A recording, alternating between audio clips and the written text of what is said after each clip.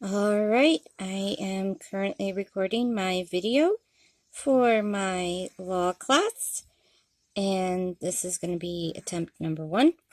I'm having to do this on 2 different devices, hence the slides. In the making of this video, there has been no less than 4 major panic attacks, 5 major questions of, can I really do this? Am I ready for this? How am I going to do this? And no less than 7 cats running past the video. Anyways, my name is Murphy Alexis Mowry. This is my LP1 video on the topic of what went wrong with NAFTA. So, in this slides, we are going to discuss what went wrong with NAFTA, beginning with a definition of the agreement.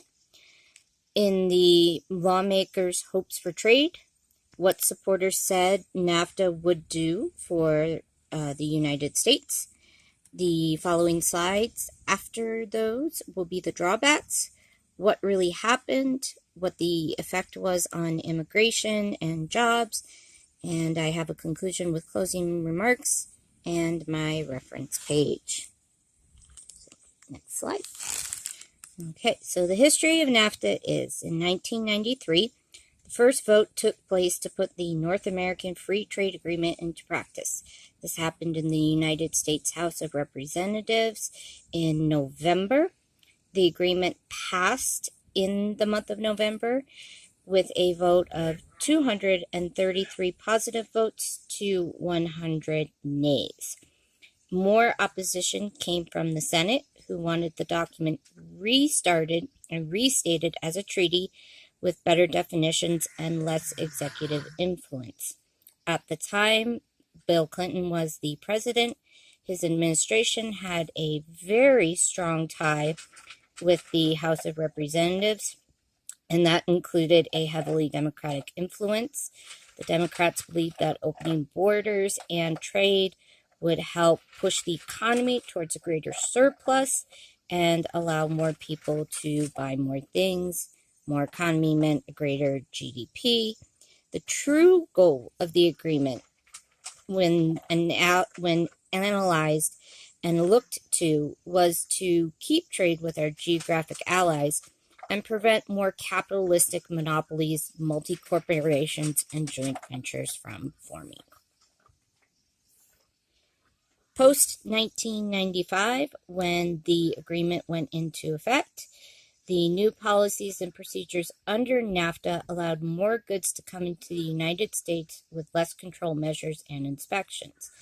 Any product that came from Canada or Mexico was allowed greater leeway. Cargo was not scanned. There was a trimmed-down certificate of origin, and certain items could be brought into the country without any certificate of origin, stamped, verified, notarized, or any type of letter on what goods were actually in the container. So, in that, more goods came from outside of the country. It flooded the market with cheaper textiles, toys, and agricultural products, especially such things as tropical fruit, mangoes, fruit from Chile, fruit that came from areas of the Yucatan, Colombia, Argentina. And this allowed stores to purchase more items in bulk at less cost, with the thought that people would buy more products, they would see the diversity of products that were available, and spend more of their money.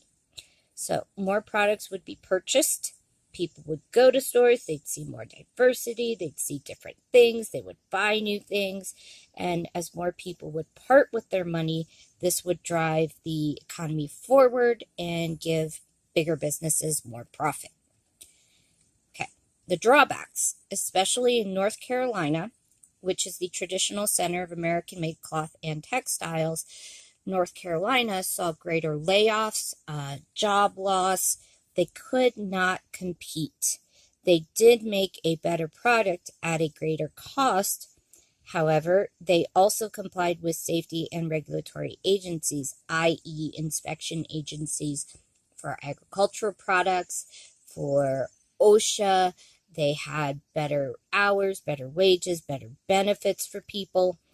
And what free trade allowed is companies could take their produce, their factories, and they could make comparable products with less cost in areas which had a lower quality of living, a lower GDP, and companies could save money, more profit to them, less costs that they would have to pay, less tariffs, less duties, and at the same time, they could save money on labor.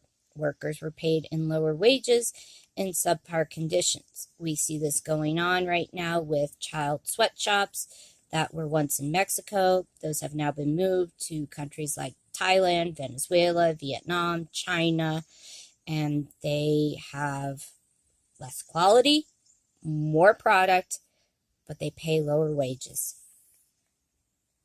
Okay. So in the immigration effect, workers in these other countries had no benefits, employee advocates, or unions to regulate for safe working conditions or better wages.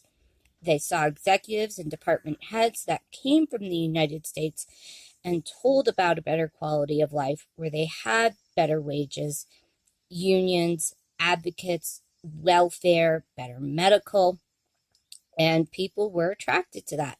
So people started coming to the United States, just like in the movie An American Tail. People thought there are no cats in America. I can get a house, I can get a car, I can live off of the system. Also, with less inspections and less paperwork, drivers who came in from Mexico and Canada could smuggle people in because there were expedited inspections. Certificates were looked at. If it was a NAFTA certificate, they were just simply stamped and filed, put aside, put in a separate folder. However, this allowed cartels and other organizations and crime organizations a chance to put secondhand products in a container and pass it off as the real thing. And this is especially true for damaged produce that comes out of Mexico, because the expedited certificate just allowed somebody to review the bill of lading, the certificate, and allow it to pass through.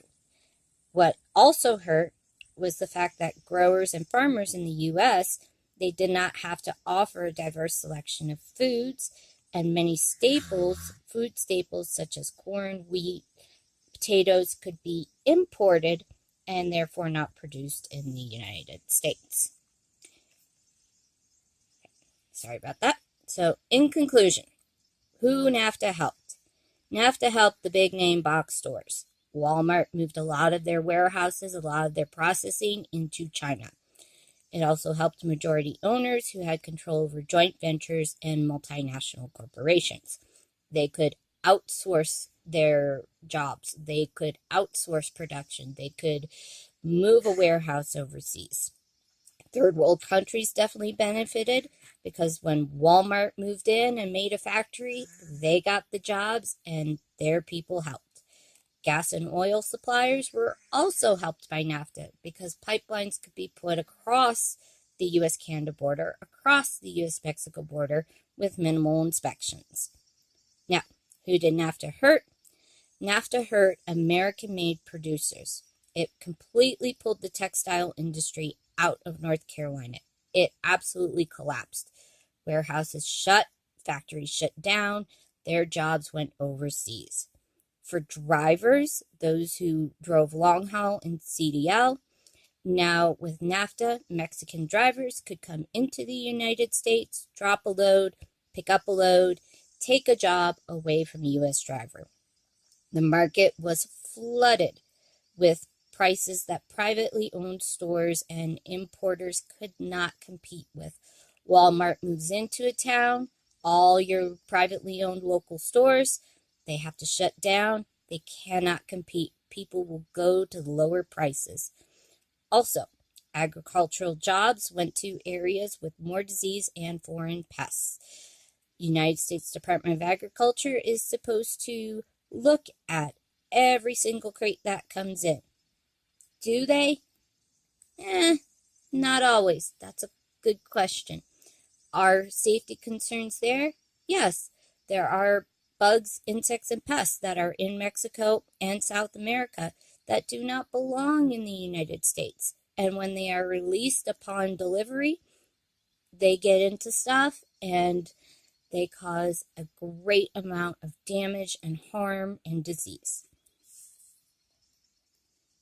So, here is my reference page. You'll notice certain slides have references that correspond to the whole slide. Thank you for watching. Thank you for understanding. I hope you enjoyed this. Have a wonderful day.